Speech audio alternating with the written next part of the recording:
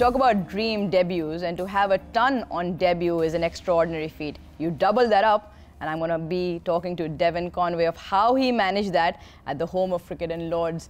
Over a year ago now, how do you remember that? Yeah, I think, as you say, over a year ago, so it's time's ticking. But yeah, special time for me. Making a Test debut is obviously a very good time for a young cricketer coming through into the international scene. But yeah, it was a good memory. I think one of the biggest things for me was actually just trying to make sure I got off the mark in that first Test.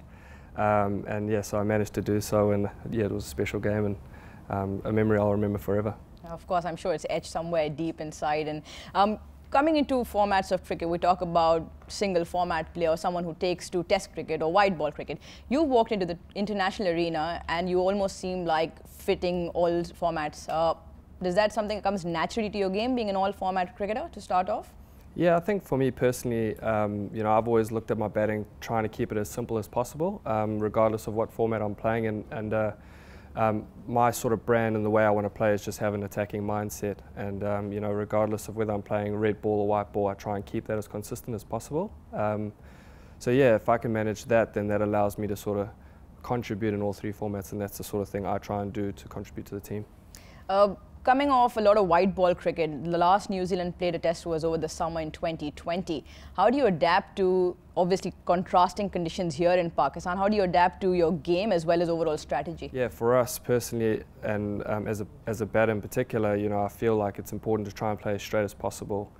Just sort of watching how the England boys batted in this previous Test series, it shows the importance of playing straight. And yeah, just against spin, trying to be busy and try and keep it as simple as that, as long as possible. I'll link up to the same question that you mentioned. You saw obviously the English boys achieve something really extraordinary to whitewash Pakistan at home.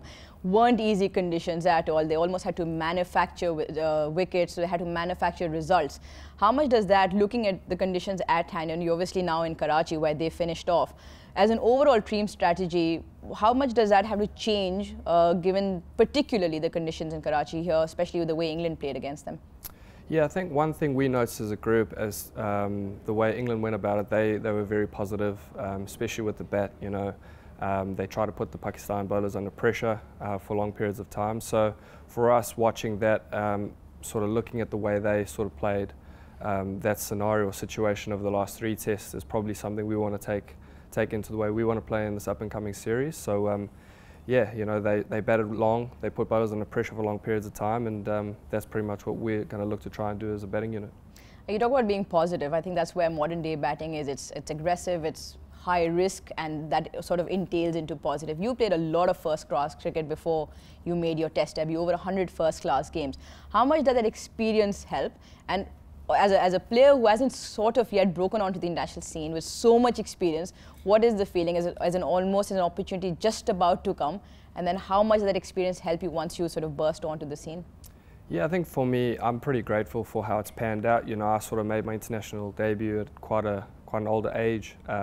So having that experience of playing first-class cricket for a number of games allowed me to sort of know how to play or learn how to sort of attack different situations or scenarios and different surfaces. So for me, I'm pretty grateful for that aspect. You know, personally, you get to learn a lot more about yourself in the batting the more you play. So you know, to get my debut at the age of I think 28 or 29, it sort of allowed me to sort of have a platform to fall back on when things don't quite go my way, in particular in international setup. So yeah, I think that's something I'm pretty grateful for. And also to have someone like Kane around you in that batting group that you come into Test cricket, somebody who's a stalwart of New Zealand cricket in so many different aspects. You've started off as an opener, again, alongside him, and then you now batted 3 or 4. How much has Kane helped you in that transition into obviously a first-class experience definitely coming through? And then obviously with numbers changing, does it really matter? Or with someone when Kane around on the other side, it's relatively easier? Yeah, I think having Kane around is obviously a great help. He is so experienced, so successful all around the world. You know, and one thing that he's helped me with is just being nice and relaxed and calm and just back myself and go about it the way I want to do it. But not only just Kane, we've got other guys, like when I made my debut, there was obviously Ross Taylor around. Tommy Latham's played a lot of cricket.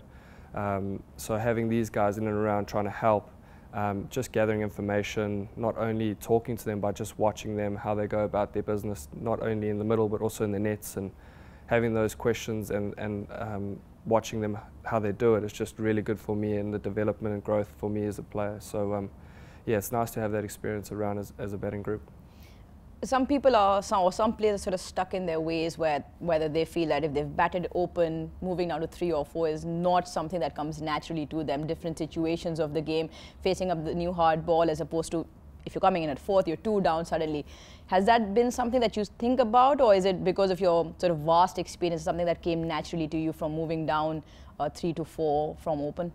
Yeah, I think for me personally, not a lot changes. You know, it's just a position. I think you just need to adapt to the situation that's in front of you. You know, my blueprint's quite simple. It's trying to get yourself in, give yourself a chance, and then just be nice and positive in your decision making and where you're going to score. So for me, it doesn't make too much of a difference whether I'm opening the batting or batting 4. It's just about adapting to the different situation that the game presents.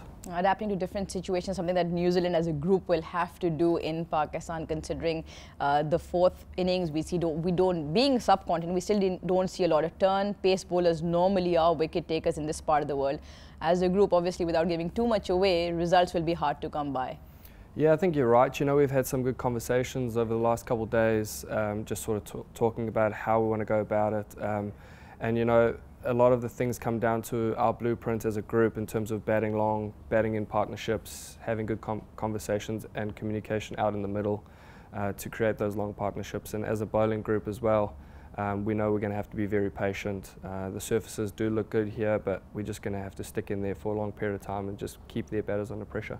Lastly, you keep talking about blueprint. How is the blueprint modified from Joburg to Wellington? Talk us through that. It's been very different. I think, you know, in Johannesburg, growing up in South Africa, you know, being exposed to sort of different surfaces, hard and fast surfaces, as compared to some of the surfaces in New Zealand where it's been a little bit slower and lower.